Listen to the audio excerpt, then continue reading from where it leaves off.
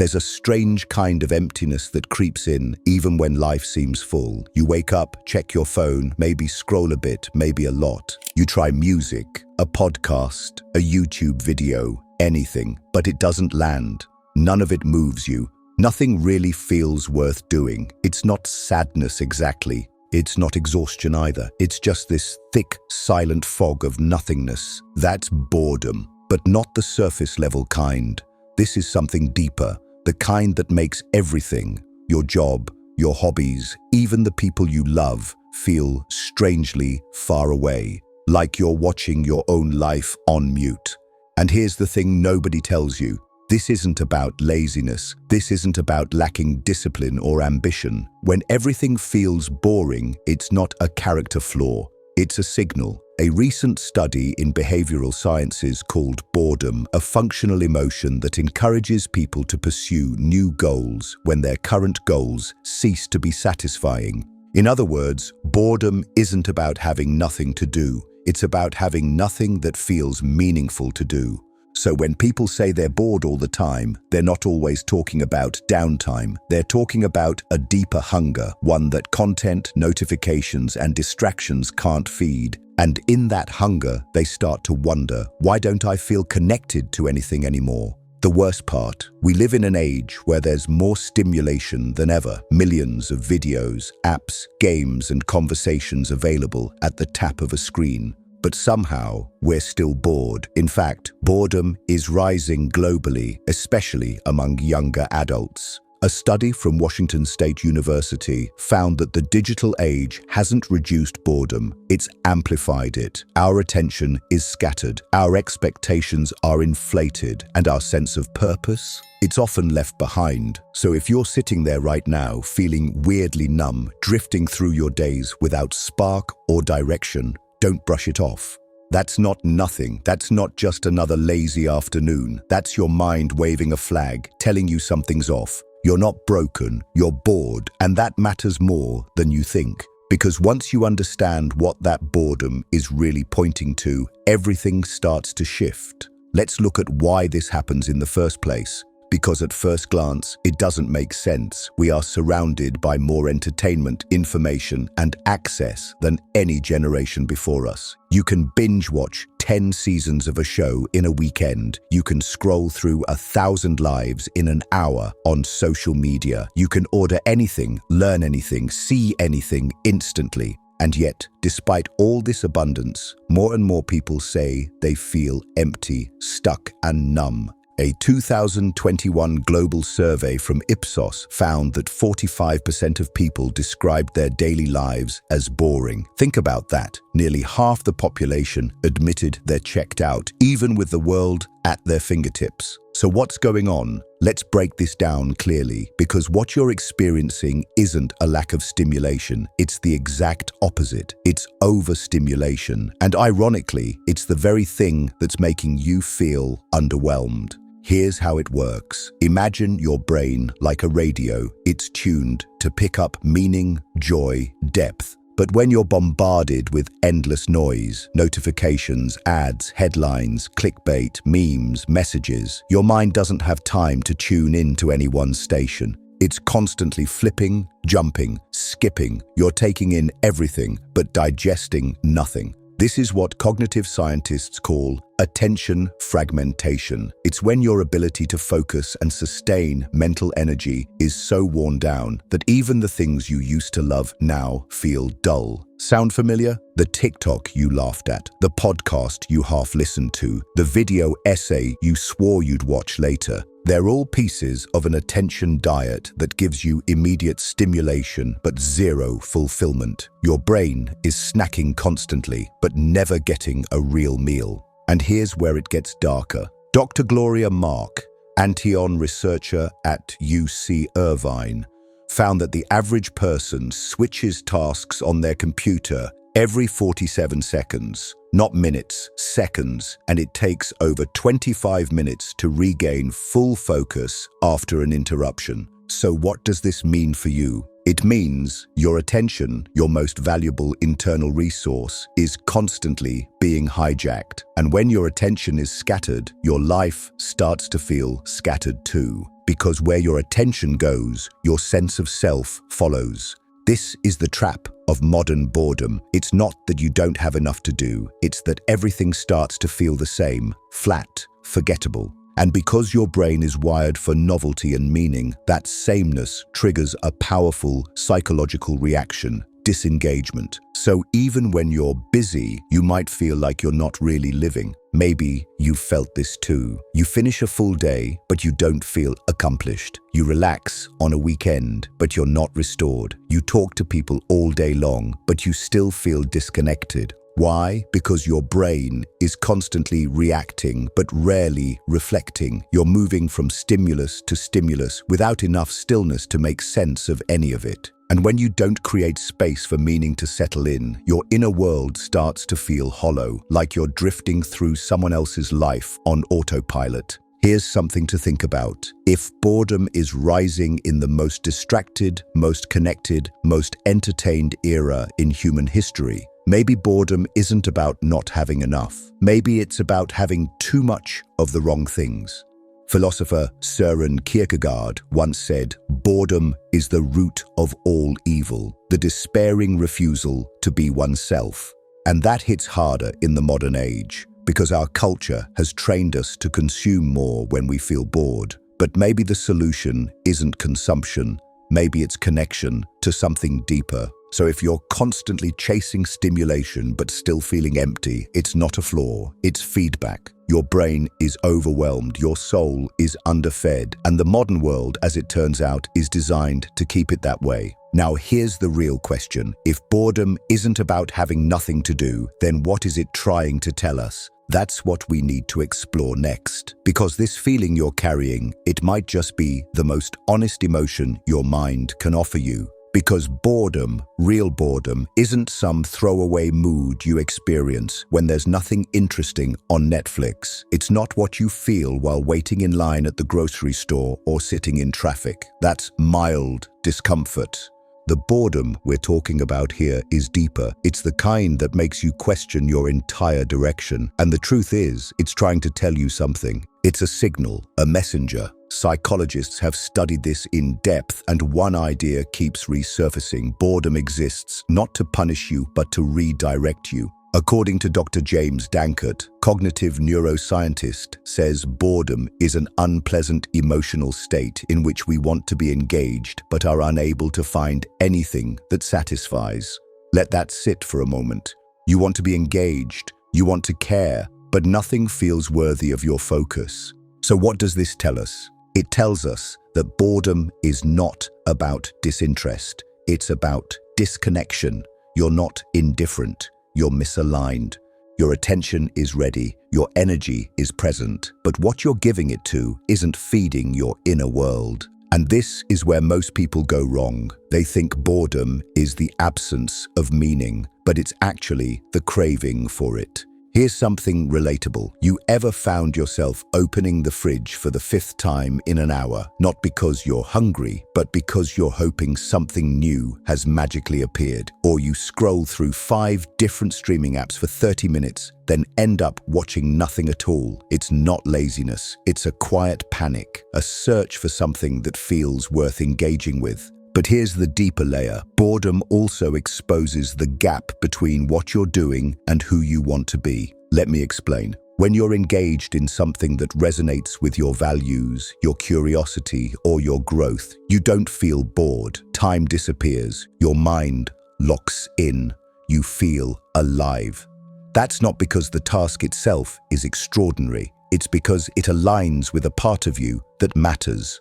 On the other hand, when you're constantly engaging in things that distract you but don't fulfill you, your mind eventually pushes back. That's boredom. It's your brain's way of saying, this isn't it. Not because the moment is quiet, but because the moment is empty of purpose. Research backs this up. A study published in Motivation and Emotion found that people who experienced high levels of boredom also reported low levels of perceived life meaning. And more importantly, the more they ignored their boredom, the more disengaged and even depressed they became. And this is crucial. Boredom is not the opposite of excitement. It's the absence of meaningful direction. So when you feel bored with everything, your brain is doing something incredibly wise. It's pointing a flashlight at your inner map and asking, where are you even going? It's kind of profound when you think about it. Your own mind refuses to fake interest. It refuses to play along. It stops you in your tracks and whispers, this isn't working anymore. And that's not something to be ashamed of. That's something to listen to. The world has trained us to think boredom is a failure to be entertained. But what if it's actually a rare moment of clarity? What if it's the only time your mind isn't clouded by stimulation and it's finally telling you the truth? That you're disconnected, that you're under-challenged, that you're ignoring what really matters to you. And sometimes what boredom reveals isn't just misalignment, it's avoidance. You know those goals you keep putting off because they're too big or scary. That dream you shelved because it didn't seem practical. That voice inside you that used to speak clearly but now only shows up in moments of stillness. Boredom brings all of that to the surface, and it doesn't do it gently. It does it by making everything else feel lifeless until you face what you've been trying to avoid. If boredom is a signal, and it clearly is, then how do we respond to it? Most of us numb it, distract it, or worse, react from it in ways that push us further from ourselves. But there's another option. Let's talk about how we respond to boredom and what happens when we get it wrong. Because the way we deal with boredom might seem harmless on the surface, but it can quietly lead us into patterns that sabotage our well-being, our relationships, and even our sense of identity. Here's what usually happens. We feel bored, uncomfortable, a little restless, so we reach for something, anything, to make the feeling go away. It could be your phone, it could be food, it could be opening a dozen tabs to look busy when you're really just avoiding your own thoughts. Sometimes it's even more impulsive, like starting fights, picking at small things, or self-sabotaging projects you actually care about. And yes, it can get absurd. There are people who've admitted to watching infomercials about vacuum cleaners at 2 a.m., not because they care about vacuums, but because they couldn't sit in silence. One guy on Reddit confessed he memorized all the Crayola crayon names out of boredom, not because he liked crayons, but because it felt better than doing nothing. But underneath all that reaching, what we're really doing is avoiding. A study published in Science found that people preferred giving themselves electric shocks rather than sitting alone with their thoughts for just 15 minutes. That's not a metaphor. Real, voluntary, physical pain, just to escape boredom. So ask yourself, if we're willing to hurt ourselves to avoid silence, what else might we be doing to avoid what boredom is really showing us? This is where things get deeper. Boredom, when ignored, tends to morph. It doesn't just sit quietly in the background. It builds tension. It starts looking for release. And when we don't use it constructively, we start using it destructively, sometimes without even realizing it. There's a psychological term called boredom-induced aggression. Research in the Journal of Personality and Social Psychology shows that people who are bored are more likely to act out in hostile or impulsive ways. Not because they're angry, but because the sensation of boredom is so unbearable, they'd rather create chaos than sit in discomfort. You ever snapped at someone over something small, even though you weren't really upset with them? You were just off. That's one form of it.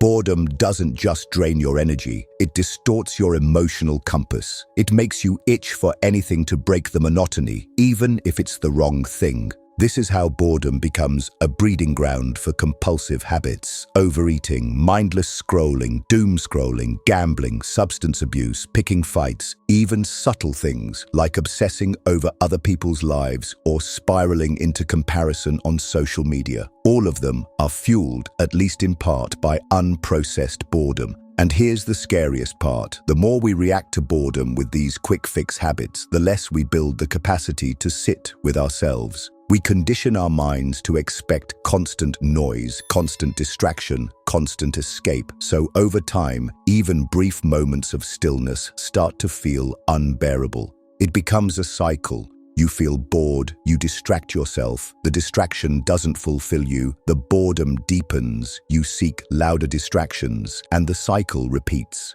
Until eventually, you don't just feel bored with a few things, you feel bored with everything. But here's the twist that most people miss. When you keep choosing the easiest way out of boredom, you're not just numbing discomfort. You're actively disconnecting from yourself. Every time you silence that inner voice with noise, you miss a chance to understand what it's really trying to say. And that's the real danger. Boredom, left unchecked, doesn't just waste your time, it rewires your instincts. It teaches you to fear silence, to avoid reflection, to seek cheap stimulation over deep satisfaction. So, what's the alternative? What happens if, instead of reacting to boredom, we actually pause and engage with it? What if we stopped trying to escape the discomfort and started asking what it wants to reveal? Because buried underneath that restlessness, there might be something valuable, maybe even something you've been running from. So what happens when you finally stop running? Something powerful, something most people never give themselves permission to experience. You begin to realize that boredom, when faced directly, isn't empty at all. It's loaded. It's rich with signals about your needs, your desires, your disconnection, and your potential for change. This part is all about one key idea: how to work with your boredom instead of trying to silence it. Now let's be honest, sitting in boredom isn't easy. In fact, it's deeply uncomfortable. We're wired to avoid discomfort, and for most people, boredom feels like a waste of time or a flaw in their wiring. But the truth is, this discomfort is the doorway, not a wall. Think of it this way. If boredom is your mind's way of telling you something's off, then facing it is the only way to hear what it's really saying. Researchers call this productive boredom, the kind that arises when you stop numbing yourself and allow space for your thoughts to breathe. In that space, the fog begins to lift, not instantly, but gradually. And what begins as restlessness can turn into clarity. Let me make this more concrete. You ever notice how some of your best thoughts come when you're doing nothing in particular? Maybe you're in the shower or walking without your phone or lying in bed staring at the ceiling. You're not trying to force ideas, but suddenly things just click. That's not random. Neuroscientists have a name for this state. It's called the default mode network, a part of your brain that lights up when you're not focused on the outside world and instead turn inward. It's the network responsible for self-reflection, long-term planning, creative thinking, and even processing your identity. This is why boredom, when used correctly, can feel like peeling back a layer of yourself you haven't accessed in a while. And yet, most of us don't get there. Because we interrupt that process the second it starts. We grab our phones, we jump into a task, we look for distraction instead of direction. Let's say you're at home alone on a Sunday afternoon, you have nothing scheduled, and for a moment there's a stillness. That's your opportunity. But instead of breathing into it, you suddenly feel agitated. You open TikTok, scroll for an hour, watch some guy rank all 67 flavors of Pop-Tarts, then feel weirdly more tired than before. Sound familiar? It's not absurd because we've all done it, but it does highlight a deep truth. We're conditioned to escape, not explore. So what does it look like to explore boredom instead? It starts with a simple shift in mindset, from reacting to observing. Instead of thinking, "I'm bored, let me find something to do," try asking, "Why does this moment feel so hollow? What is it I'm craving right now, and why?" That question alone can shift your entire experience. Maybe you're not actually bored, maybe you're lonely, maybe you're avoiding a conversation, maybe you're understimulated in your work, but too afraid to admit it. Boredom is often the mask that covers something much deeper. And here's where it gets interesting. When you sit in that discomfort and let the default mode network do its work, new insights start to surface.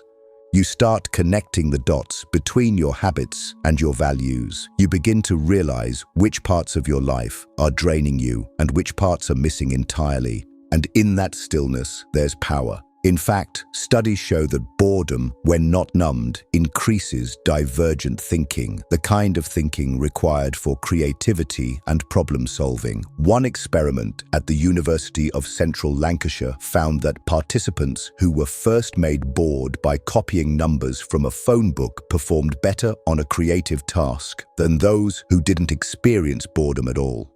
That's right, copying numbers from a phone book made them more creative, because their minds, left unstimulated, had no choice but to dig deeper, to wander, to invent. So imagine what your own mind could find if you gave it the space. This is what working with boredom looks like. It's not about fixing it. It's about using it as a mirror, as a map, and as a reminder. A mirror that shows you what you're avoiding. A map that points toward what you truly care about. A reminder that silence doesn't mean emptiness, it means potential. So the next time boredom creeps in, don't rush to escape it. Pause, listen, let it tell you something. Because the truth is, boredom doesn't always mean something's wrong with your life. Sometimes it means something right is trying to emerge. But here's the challenge. You can't do this without one crucial skill, and most people have lost it completely. It's the skill that boredom depends on to become meaningful. Without it, even the best intentions fall flat. So what is that crucial skill boredom depends on to become meaningful? It's the ability to pay attention, not just casually, not passively, but deliberately, with intention, with presence. And in today's world, attention is under attack. You probably already feel this. You open your phone to check one message and end up watching a 90-second review of the top 5 discontinued fast food items. You don't know why you're watching it, and afterward, you don't even feel entertained. You just feel foggy, empty.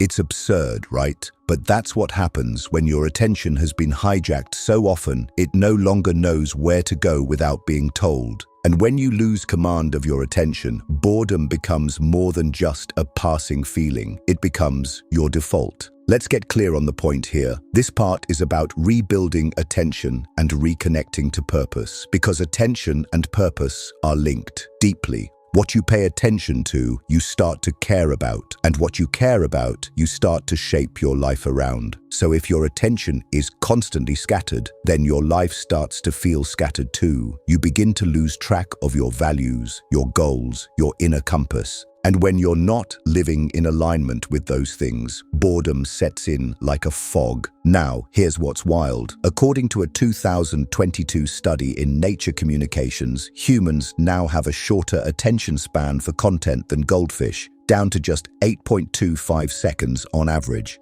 That's not a joke, that's real. And it's not because our brains are failing, it's because they're overloaded. Every swipe, every ping, every reel or ad or algorithm has taught our brains to expect novelty instead of depth. So how do we reverse this? We start by retraining our attention, not with force or guilt, but with gentle consistency. Think of it like strengthening a muscle you forgot you had. That might look like going for a 15-minute walk with no podcast, no music, just you and your thoughts. You'll probably hate the first 5 minutes. You'll want to grab your phone. But wait, watch what happens if you push through that resistance. You might start to notice your breath, or the sky, or a thought that's been buried under the noise. And little by little, your attention sharpens. It gets more stable, more precise, and with it, your clarity begins to return. This is the same muscle you'll need to reconnect with purpose, that sense of meaningful direction that gives weight to your actions. Because here's the truth, boredom isn't cured by distraction, it's cured by engagement. And engagement comes from purpose, not from doing more things, but from doing the right things, things that align with who you are and what matters to you. But how do you even begin to reconnect with purpose when you feel bored with everything? Start small. Purpose doesn't have to be some grand mission. It can be something as simple as making a good meal and sharing it with someone. Reading a book that reminds you of how curious you used to be. Reorganizing a corner of your home that brings a tiny sense of peace back into your space. You're not trying to overhaul your life. You're trying to give your brain a sense of direction again. And here's what happens when you do. boredom starts to shift. It becomes less of a shadow and more of a guide, less of an emptiness and more of a compass. And the world around you starts to feel just a little bit richer, not because it changed, but because you started showing up for it with real attention. This isn't easy work, but it's worth it, because when you reclaim your attention, you reclaim your ability to choose where your energy goes. And from there, everything else follows. But there's still one more piece, because even with purpose, even with attention, we live in a culture that makes boredom harder to tolerate than ever. And unless we learn how to live with boredom without resenting it or rushing to fix it, we'll keep running in circles. So how do you actually live with boredom in a way that's healthy, sustainable, and even transformative? That's what we're closing with. And this is where it all comes together. Because here's the truth most people never hear. You don't need to eliminate boredom. You need to understand it. You need to learn how to live with it without numbing it, without running from it, and without judging yourself for feeling it in the first place. This part is about reclaiming your relationship with boredom and ultimately with yourself. We live in a world that worships productivity, stimulation, and constant movement. Stillness is treated like failure. If you're not on, if you're not performing, if you're not consuming or producing, you're wasting time. That's the message. Every scroll, every ad, every hustle culture quote whispers the same lie. You should be doing more. But here's a radical idea. Maybe you don't need more. Maybe you need less. Less noise, less pressure, less clutter. Maybe boredom isn't your mind giving up. It's your soul clearing space for something real. There's a beautiful quote from the philosopher Blaise Pascal. He said, "All of humanity's problems stem from man's inability to sit quietly in a room alone." And when you sit with boredom, that's exactly what you're practicing, the art of being okay with yourself in the absence of distraction. But here's the key. Living with boredom doesn't mean staying stuck. It means letting it guide you without letting it own you. It's like walking through fog. You don't have to see everything clearly to move forward. You just have to stay present, grounded, and aware of what feels honest. And in that honesty, purpose reveals itself. Not all at once, but in moments. A spark of curiosity, a deeper breath, a clearer thought, a decision that actually feels aligned, not forced. You're not broken for feeling bored with everything. You're not lazy. You're not ungrateful. You're tuned in. You're sensitive to meaning. And that sensitivity, if you respect it, can be your greatest compass, not a curse to run from. So the next time boredom creeps in, stop, don't run, don't scroll. Ask yourself, what am I really feeling right now? What matters to me that I've been ignoring? What am I hungry for that I haven't named yet? You don't have to answer perfectly, but just asking puts you ahead of 99% of people. This is how boredom becomes a portal, not a prison, a tool, not a trap. And now, here's your challenge. The next time you're bored, just once, don't grab your phone. Sit with it, just for a few minutes. Ask it what it's trying to say, and if it whispers something honest, follow that thread.